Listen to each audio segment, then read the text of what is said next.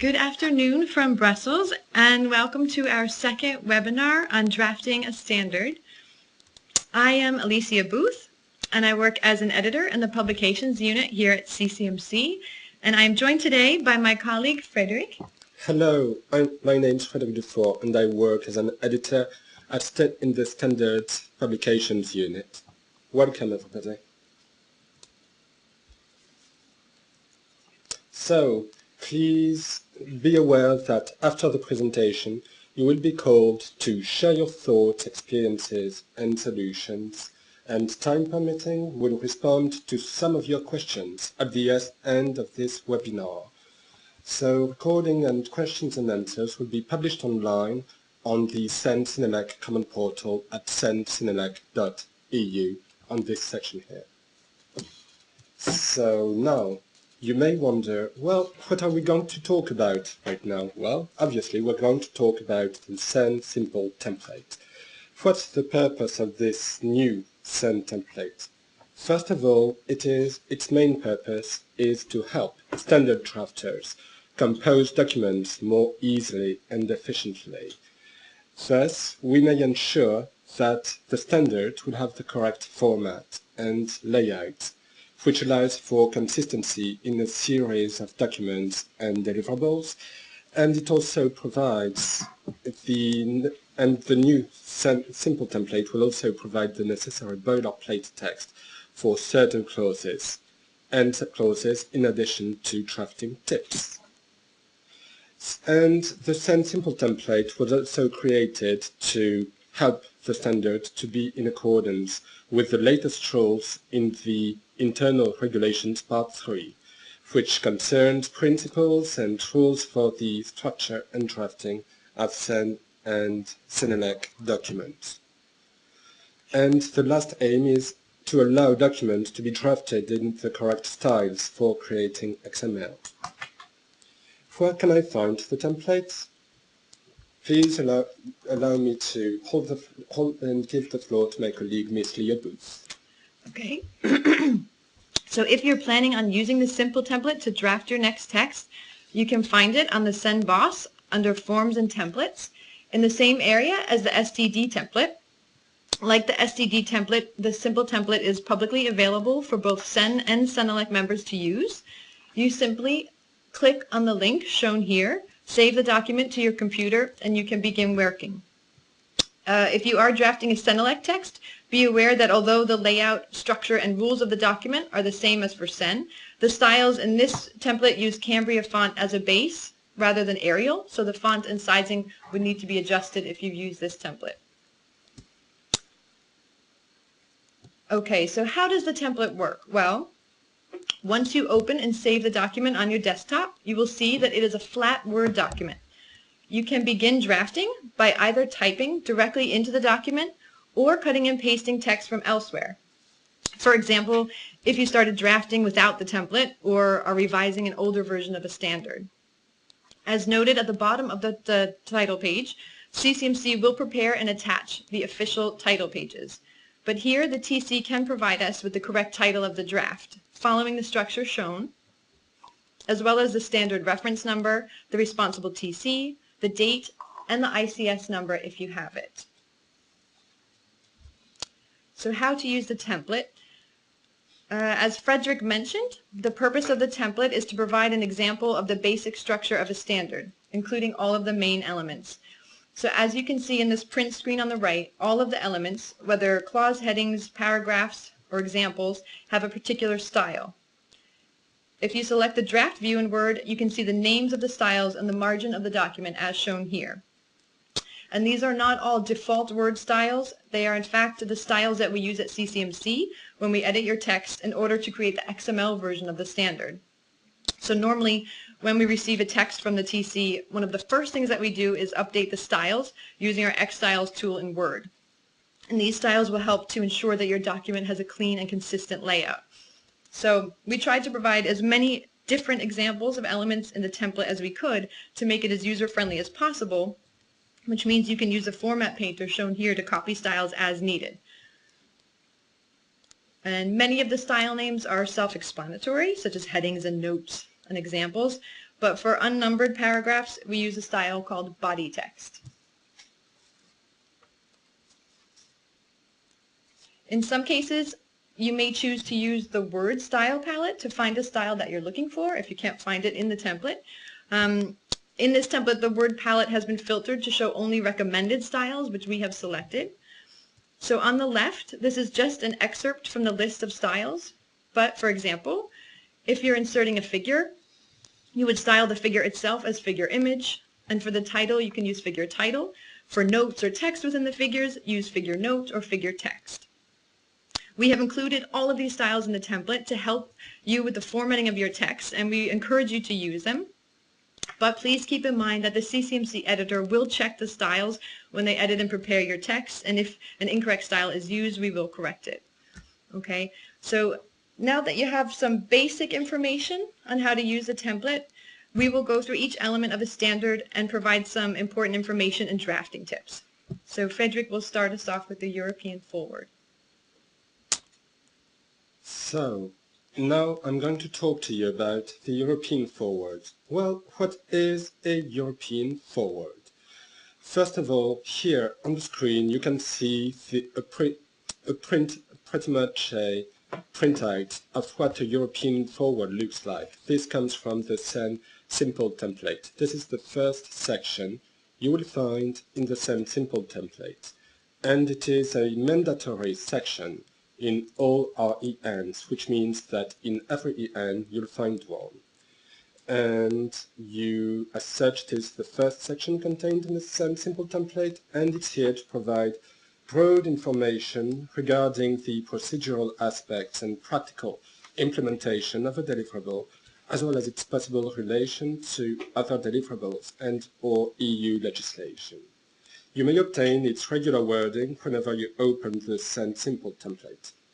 You may also keep or delete the paragraphs concerning the technical modifications made in the new edition of the text or the mandate EU legislation information if you do not need it, or on the contrary if you want to keep it. So, now the following section in the CEN simple template, the introduction.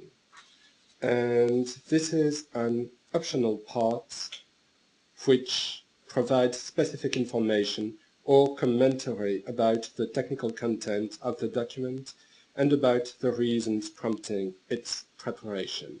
On the screen you can see pretty much what an introduction looks like and the styles to be used for an introduction. This comes from the CEN simple template as well, and the CEN simple template contains the layout of an introduction, and you can see in red font a reminder that patent holders have to be included in there whenever patent rights are to be identified in a deliverable.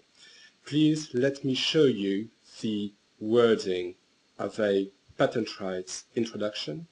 This wording you may find in the CENELEC Guide 8, available on the CENELEC Common Portal, if ever, of course, you have patent rights that are mentioned in the rest of your deliverable.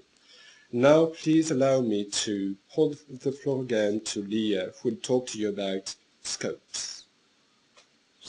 Okay. So the first clause of every European deliverable will contain the scope. This is a mandatory element, and its purpose is to describe as briefly as possible the subject of the document, and in some cases to what areas it applies or does not apply. The following forms of expression should be used.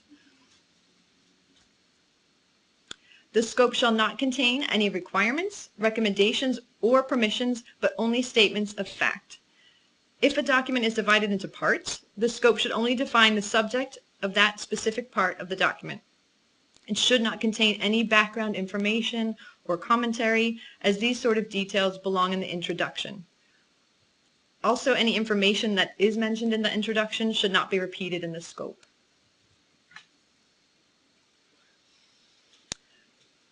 Following the scope is Clause 2, which is designated for the list of normative references.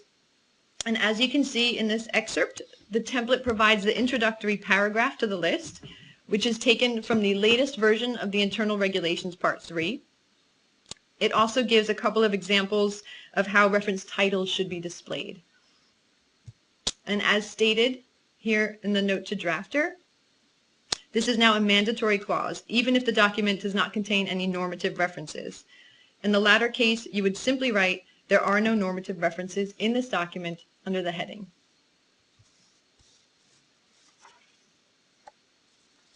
Some other important things to keep in mind about this clause is that references shall only be listed in Clause 2 if they are cited normatively in the text. Here's an example.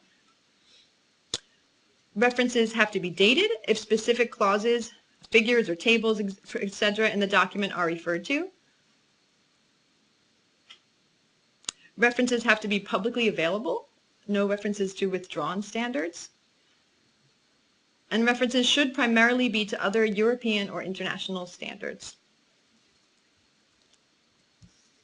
Now let me speak to you again about terms and definitions. This is the following section you will find in the CEN simple template, and it looks pretty much just like on your screen here.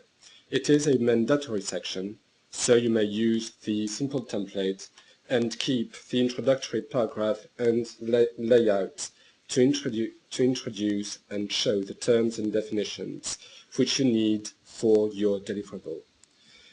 Please bear in mind that only terms which are used in the document shall be defined, and even if there are no terms and definitions, then in that case the following indication will be shown in the document. No terms and definitions are listed in this document. And now, regarding the normative part of the text immediately afterwards, please bear in mind that the structure of your deliverable will depend largely on the subject matter in the document. So you may either divide your subject into various aspects, either into a series of sections within an individual document, which means into a series of clauses, subclauses, and or annexes, but sometimes this may cause documents that may be too long. In this case, it may be more appropriate to divide your subject into a series of parts. For instance, here, Part 1 regarding general matters, Part 2 regarding materials, Part 3 regarding design, and Part 4 regarding fabrication. These parts all concern the same subject, but they concern different aspects related to this subject. Also, what is the nature of the deliverable I'm working on? Please be aware that the structure of your standard would be also influenced by its nature and purpose, which means that, for instance, terminology standards will consist largely in a whole vocabulary, nomenclature, and list of equivalent terms in different languages. Another fine example of that is product standards concerning consumer goods, which may contain more often than not a marking, labeling, and packaging clause, or testing standards that may contain a clause or subclause called measurement and test methods. And this might be also contained in an annex. These examples all stem from the new edition of the Internal Regulations Part 3. Now, please let me point out the existence of CENELEC Guide 17 for SMEs Needs. Please be aware that when you write a deliverable, you have to keep it short and simple. Standards need to be as short as feasible. You may find this illustration in the CENELEC Guide 17, which concerns guidance for writing standards taking into account SMEs needs. This guide contains advice for the linguistic quality of the deliverables, And these principles largely echo the following one, which stems from the latest edition of the Internal Regulations Part 3, use language simple enough to be understood by all the expected standard users and not only experts. Now, another important aspect regarding the normative part of the text is, please, no hanging paragraphs. No, because it is hard to refer to these paragraphs, and also because whenever we have hanging paragraphs, this leads to extensive renumbering and related corrections. You may wonder, what is a hanging paragraph? Please have a look on the left-hand side of this figure. You can see a 5 uncertainty of the certified value, and then a paragraph that doesn't belong to the following subclause 5.1. This is a hanging paragraph. It is a paragraph that belongs to a clause or subclause, but that doesn't belong to one of the subdividing subclauses. The correct form is shown on the right-hand side, with the paragraph being inserted into a subclause 5.1. Please consider the present print screen from the Simple template as a reminder as to how you may avoid hanging paragraphs, and you please follow this structure quite strictly, if you may. Okay. I will now take us back to the template. As you can see here, we've also included an example of an annex. Annexes are optional elements that are used to provide additional information to the main body of the text. So they can be used, for example, to provide forms, to give alternative test methods, or sometimes for very long tables which might otherwise be distracting in the main body of the standard. Annexes must be labeled as either normative or informative, as designated in parentheses under the annex heading. Informative annexes usually give information that will assist the user's understanding of the document, and these are optional for the user. For example, in the template, this informative annex is used to provide more information about tables, figures, and formulae, which are all optional elements of a text. A normative annex, on the other hand, will provide additional normative text to the main body of the document, which means the user has to follow it in order to correctly use the standard. Other uses of annexes might include providing information on special national conditions, which would be normative, or providing information on existing aid deviations, which is informative. Annexes shall always be referred to explicitly in the text. Here is just an example of a normative and an informative citation. As in the regular part of the text, annexes may be subdivided into clauses, subclauses, and paragraphs. As you can see in the template, the numbering is always preceded by the designated letter of the annex, i.e. A1, A2, etc. Okay, so in subclause A2 of the template, we've provided an example of a simple table. When should tables be used in a standard? Well, when they are the clearest or most efficient way of presenting information to the user. As you could see in the example, the title of a table is always placed above the table. Tables should be numbered sequentially throughout the document, and in the annexes, the numbering is preceded by an annex letter, for example, A1, and tables cannot be subdivided. Some other important things to keep in mind: footnotes in tables shall be designated using lowercase letters. Notes in tables follow the same rules as the notes in the text, and all tables shall be cited in the text. When it comes to construction of tables, the simpler the presentation, the better. This is not only for the user's understanding and the presentation, but also and especially for the creation of XML. As noted in the template in red, for indented text, it is important to create new cells and to use a proper justification rather than using tabs, as the latter technique can cause formatting problems, particularly when converting the word text to XML. Okay. For longer tables, we ask that a single table not be split over several pages into several different tables, but rather continued with header rows repeated on each page. And lastly, please avoid creating any tables within a table. This is also known as a nested table, and this is particularly troublesome for XML. Okay, moving on. So in A3 of the template, it provides an example of how a figure should be represented. Here we highly recommend using figures, as they can often be the clearest and most efficient way of presenting information. Figures are to be delivered to us along with the text in a separate folder, either as TIFF or EPS images. Line drawings are preferred, but photographs or other media may be used.